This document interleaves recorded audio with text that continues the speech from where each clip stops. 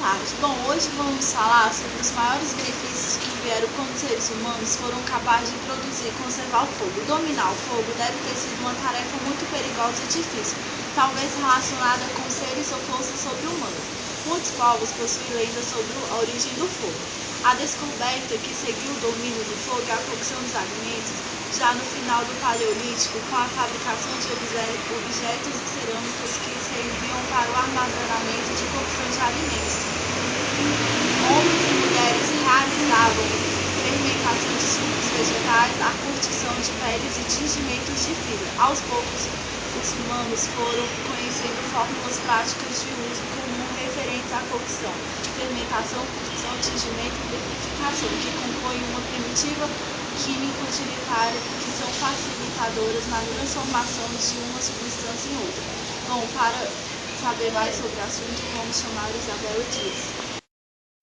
A agricultura exigia irrigação. Inicialmente essa foi natural, mas com o maior domínio da natureza, os humanos começaram a fazê-la, representando artificialmente rios e construindo redes de canais para a distribuição de água. Na América, achados idênticos indicam que entre os pré-colombianos havia hábeis cirurgiões e também escribas. A disponibilidade de cobre aumentou muito quando foi descoberto que podia sem muita dificuldade a partir do aquecimento de pedras azuladas, e isso foi um acontecimento acidental que deu origem à metalurgia. Além dessas informações esparsas e generalizadas sobre o fazer ciência daqueles que foram os nossos ancestrais pré-históricos, para encerrar essa edição vamos comentar separadamente as ciências antigas em 6 civilizações: egípcia, mesopotâmica, fenícia, hebraica, indiana e chinesa. Egípcios. A civilização egípcia antiga desenvolveu-se às margens do rio Nilo, entre 3.200 anos a.C. Como a região é formada por um deserto, o Saara, o rio Nilo ganhou uma extrema importância para os egípcios. O rio era utilizado como via de transporte de mercadorias e pessoas. As águas do rio Nilo também eram utilizadas para beber, pescar e fertilizar as margens nas épocas de cheia, favorecendo bem a agricultura. A sociedade egípcia estava dividida em várias camadas, sendo que o faraó era a autoridade máxima, chegando a ser considerado um deus na terra. Sacerdotes, militares e escribas também ganharam importância na sociedade. Esta era sustentada pelo trabalho e impostos pagos pelos camponeses, artesãos e pequenos comerciantes. Os escravos também compunham a sociedade egípcia, trabalhavam muito e nada recebiam por seu trabalho, apenas água e comida. Existiam duas formas principais de escrita: a escrita demótica, que era uma mais simplificada e usada para assuntos do cotidiano, e a hierográfica, mais complexa e formada por desenhos e símbolos. As paredes internas das pirâmides eram repletas de textos que falavam sobre a vida do faraó, rezas e mensagens para espantar os possíveis saqueadores daquela época.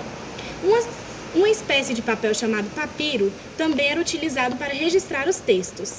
A economia era baseada principalmente na agricultura, que era realizada nas margens férteis do rio Nilo. Na religião egípcia, eles acreditavam na existência de vários deuses. Cada cidade possuía um deus protetor e templos religiosos em sua homenagem. Como acreditavam na vida após a morte, eles mumificavam os cadáveres dos faraós, colocando-os em pirâmides, com o objetivo de preservar o corpo. A civilização egípcia destacou-se muito em algumas áreas, como na medicina, com a mumificação, e na matemática, que era usada na construção de pirâmides e templos. As pirâmides e a esfinge de Gizé são as construções mais conhecidas do Egito Antigo. Da esfinge, a pirâmide de Quéops é a maior. Sua altura original era de 146 metros, mas atualmente é de 137 metros, pois faltam parte do seu topo.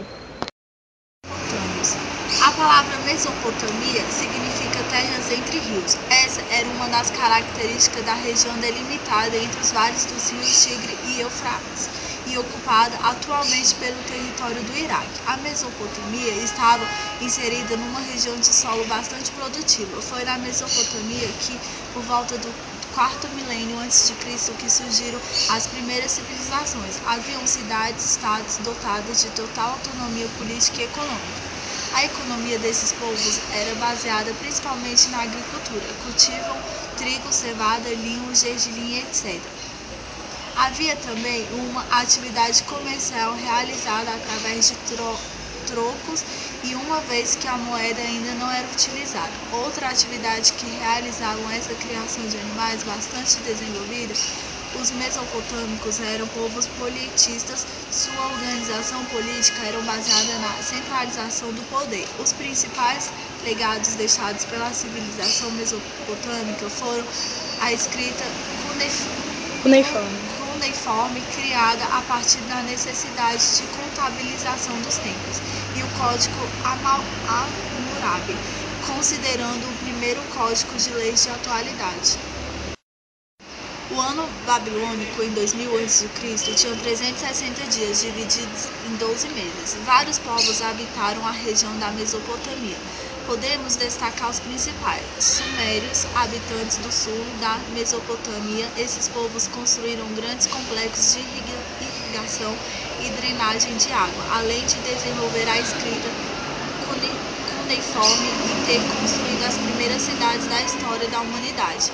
Babilônios foram os responsáveis pela elaboração do primeiro código de leis da atualidade, o Código de Hammurabi.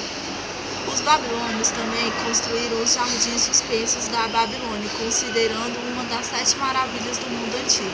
Assírios, povos extremamente militares, e assírios eram cruéis com seus inimigos e consideravam guerra principal forma de conquista, poder e desenvolver a sociedade. Os fenícios e os hebreus. Já no terceiro milênio, a região situada entre a Mesopotâmia e o Egito, incluindo principalmente a costa fenícia e a Palestina, assistiu ao florescimento de uma civilização relativamente homogênea e não despida de originalidade, a qual recebeu o nome de Cananeia. Foi um nome extraído da Bíblia, de uma cidade chamada Canaã, região onde se fixaram os hebreus, isto é, a Palestina.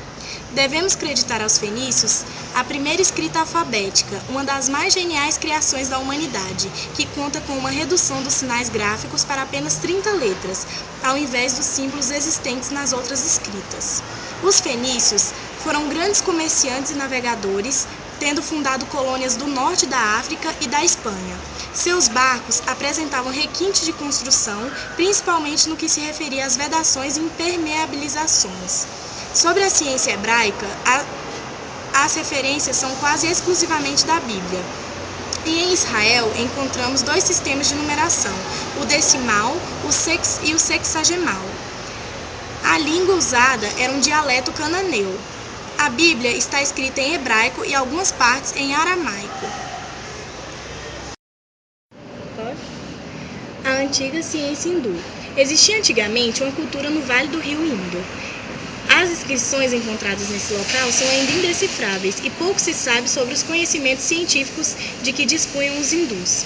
São nesse período os Vedas, conjunto das escrituras sagradas de várias religiões da Índia, principalmente do Vedismo, do Brahmanismo e do Hinduísmo.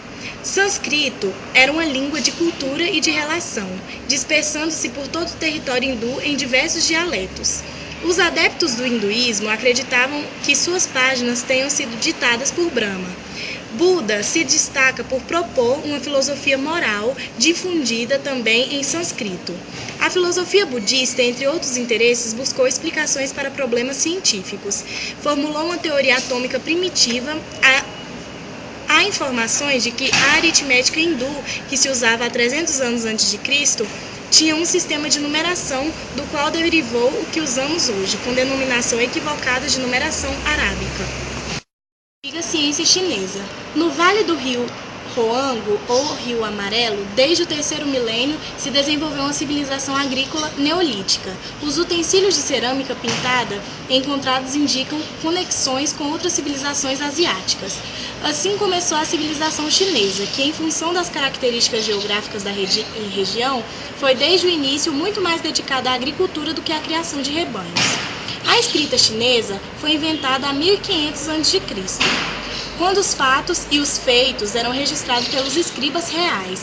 Os chineses cultivavam um grande número de plantas.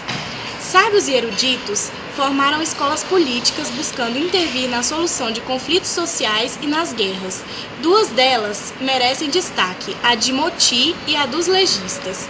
Essas escolas influenciaram a cultura que se formava e como a produção agrícola era predominante e não eram praticados a navegação e o comércio com os vizinhos, não houve na China o desenvolvimento de uma produção mercantil e da escravidão como ocorreu no Ocidente. A matemática desse período era bastante desenvolvida. Nessa época também haviam astrônomos, relojoeiros e astrólogos a serviço do governo. Nos fragmentos dos sermões de Moti, há rudimentos de mecânica e óptica, nos quais são definidos a duração, o instante sem duração, o contato e a continuidade, que será muito importante para explicar tantos os dualismos da ciência moderna.